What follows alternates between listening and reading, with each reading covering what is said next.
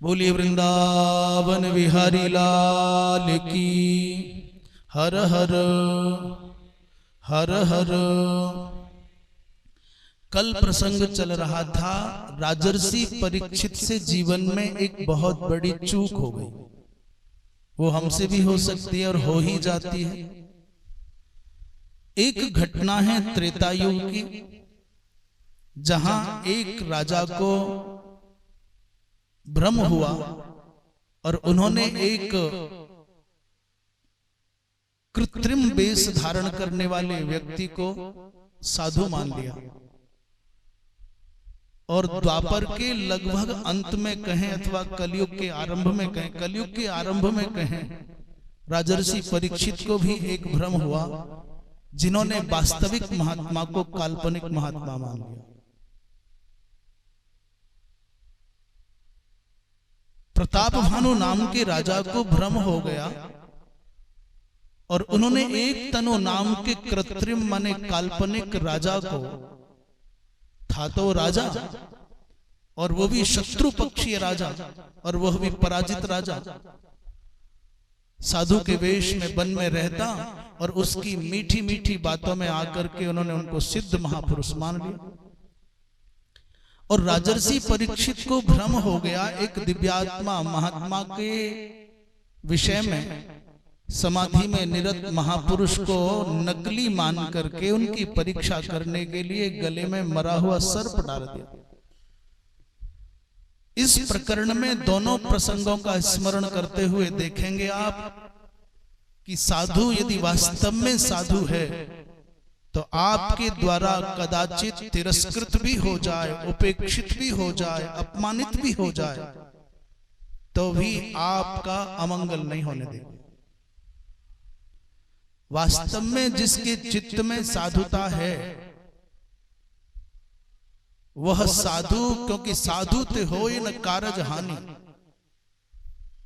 साधु तो वही जिसके दर्शन से भी साधुनाम दर्शनम पुण्यम,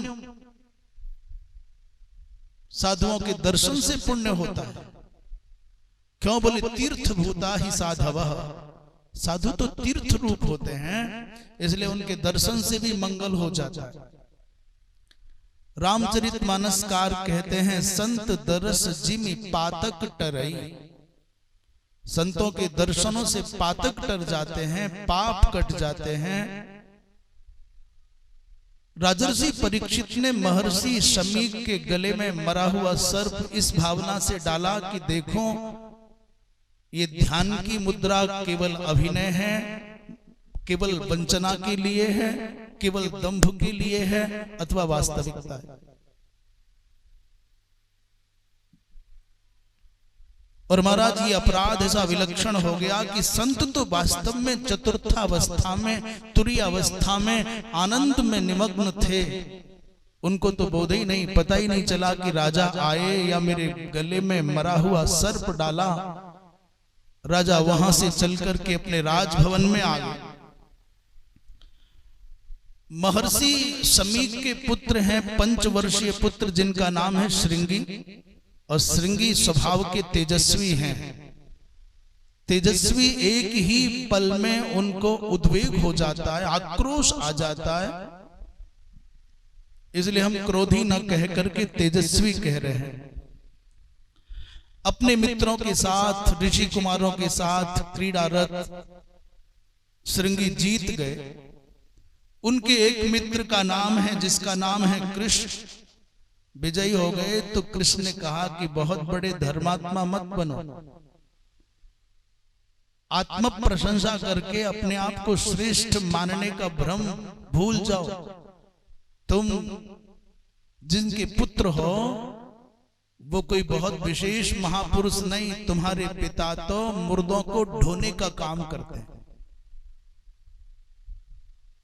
बाल्यकाल के मित्र के मुख से इस प्रकार के तीक्ष्ण वचनों को सुनकर के श्रृंगी ने पूछा, रे क्या कहता है तू? मेरे पिता सामान्य नहीं, वो दिव्य महात्मा है, समाधि निष्ठ महात्मा है, ब्रह्मनिष्ठ महात्मा है। मेरे पिता मुर्दा क्यों ढोए? बोले जाओ जाके पता कर लो, इस देश के राजा ने, राजर्षि परीक्षित ने तुम्हारे पिता के गले में मरा हुआ सर्प डाला है, तुम्हारा पिता मुर्दा ढोता है। श्रृंगी नाम महाक्रोधो दुष्प्रसादो महाव्रतः और सख्योक्तः क्रीडमाने न सतत्र हसता किलो। हंसते हुए मित्र ने क्या कह दिया, बोले शवस्कंधे न बहती मां श्रृंगिन गर्वितो भव। अरे श्रृंगी इतने गर्वी मत बनो, इतने अभिमानी मत बनो, अपने आप को इतना श्रेष्ठ मत मानो, तुम्हारे पिता अपने कंधे पर मुर्दा ढोते हैं। इन शब्दों को सुनते ही श्रृंगी के मन में ऐसा लगा जैसे आग की चिंगारियां फूटने लगी हों। आवेश में आ गए, होठ फड़फड़ाने लगे, क्रोधाग्नि में तपाए हुए बाग बाणों के समान तीक्ष्ण वचनों से उन्होंने राजर्षि परीक्षित को शाप दे दिया। श्रीमद् भागवत में तो यहां तक लिखा है कि श्रृंगी ने कहा कि अच्छा, ऋषियों ने, महर्षियों ने, दिव्यात्माओं ने, महात्माओं ने, योगींद्रों ने, मुनींद्रों ने जिन राजाओं को अपने द्वार पर द्वारपाल के रूप में नियुक्त किया, हम यज्ञादि करते हैं, कोई यज्ञ में विघ्न ना बने, इसलिए रक्षा करने के निमित्त स्वान की भांति जिनका नियोजन किया, जिनकी नियुक्ति की, अब वो दरवाजे पर रहने वाला स्वान यज्ञशाला में प्रविष्ट होकर के अब यज्ञ की हवि को चाटना चाहता है। इति लंघित मर्यादम तक्षकः सप्तमे हनि, इस प्रकार आवेश में भर करके वहां भागवत जी में श्रृंगी ने शाप दिया। और यहां क्या कहते हैं, तम पापम अति संक्रुद्धः तक्षकः पन्नगेश्वरः सप्तरात्रादितो नेता यमस्य सदनम प्रति। श्रृंगी ने कहा कि इस दुरात्मा राजा को, परीक्षित को 7वें दिन अति संक्रुद्ध होकर के तक्षक यम के घर ले जाएगा, अर्थात इसको डस लेगा और ये राजा मर जाएगा। शाप देकर के रोते हुए 5 वर्ष के बालक श्रृंगी अपने पिता महर्षि शमीक के पास आए। और आश्चर्य की बात है, हमारे पूज्य सदगुरुदेव भगवान पूज्य स्वामी विष्णु आश्रम जी महाराज कहा करते थे कि राजा के आने पर जिस महात्मा की समाधि नहीं खुली, देखो आश्चर्य, चक्रवर्ती सम्राट आया है, राजर्षि परीक्षित आया है और उसने संवाद भी किया होगा, कुछ हलचल भी हुई होगी, गले में मरा हुआ सर्प भी डाला, परंतु महात्मा की समाधि भंग नहीं हुई। ये गजब की बात है। और अपना 5 वर्ष का बालक आकर के रोया तो तुरंत आंखें खुल गई। क्या बात है। पूज्य गुरुदेव कहते थे कि ये भगवान की लीला समझें अथवा मोह की महिमा समझें कि राजा के आने पर समाधि भंग नहीं होती, पर अपने पुत्र के रुदन को सुनकर के समाधि भंग हो जाती। फिर कहते थे नहीं भाई, महात्मा के चित्त में मोह का तो उदय नहीं हो सकता। हाँ, ये काल की लीला समझी जाएगी कि निश्चित रूप से ऐसी भवितव्यता थी, इसलिए ऐसे संयोग बनते चले गए। उस बालक ने कहा, पिताजी आप चिंता नहीं करना, जिस दुरात्मा राजा परीक्षित ने आपका तिरस्कार किया है, अपमान किया है, मैंने उस पापी को 7वें दिन तक्षक के द्वारा डसे जाने का शाप दे दिया है। मेरे रहते आप जैसे तेजस्वी दिव्य महात्मा का कोई तिरस्कार नहीं कर सकता। इतना सुना तो महाराज समीक बड़े चिंता में पड़ गए। और साधु किसे कहते हैं ये जानना है तो महर्षि शमीक के इस व्यवहार को देखना होगा। कोई अनजाने में, अज्ञान में, भ्रम के कारण अथवा अपने दूषित स्वभाव के कारण, अपने मन की मलिनता के कारण यदि कदाचित आपका अपमान कर जाए तो साधु क्या बोले, साधु तब भी उसका अमंगल ना सोचे, तब भी उसका अनिष्ट चिंतन ना करे, तब भी उसको क्षमा की भावना से ही देखे, क्योंकि व्यक्ति सर्वदा कोई बुरा होता नहीं। जैसे जैसे समय बदलता है, ऋतु चक्र बदलता है, वैसे ही मनुष्य का स्वभाव बदलता है। जो कल बहुत अच्छा था वो आज आपके लिए अच्छा नहीं हो सकता, पर कल फिर अच्छा हो सकता है। जो कल आपके लिए बहुत बुरा था वो आज बहुत बुरा नहीं हो सकता, और हो सकता है कल फिर ना रहे। बोलिए वृंदावन बिहारी लाल की हर हर। महर्षि शमीक कहते हैं कि वत्स तुमने उचित नहीं किया, ऐसे धर्मशील राजा को शाप देकर के तुमने अनर्थ कर डाला।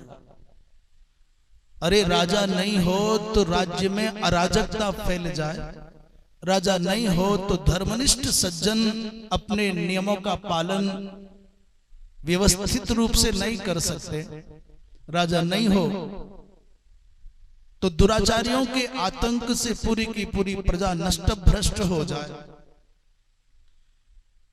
इसलिए 10 श्रोत्रिय समो राजा इत्येवं मनुरब्रवीत। समीक जी महाराज कहते हैं वत्स 10 श्रोत्रिय विद्वानों के समान राजा का महत्व होता है, एक श्रोत्रिय नहीं।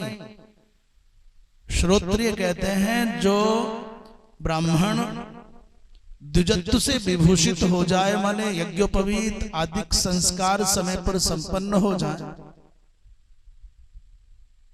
और यज्ञोपवीत संस्कार मात्र नहीं उसके समग्र नियमों का पालन भी करते हों, और फिर समग्र वेद का अध्ययन करके विप्रत्व से विभूषित हो जाए। जन्मना ब्राह्मण और संस्कारेण द्विज और वेदज्ञ हो जाए तो विप्र कहलाता है। और विप्र के आगे की जो कक्षा है श्रौत, श्रोत्र का तात्पर्य जो वेद के व्यावहारिक कर्मकांडिक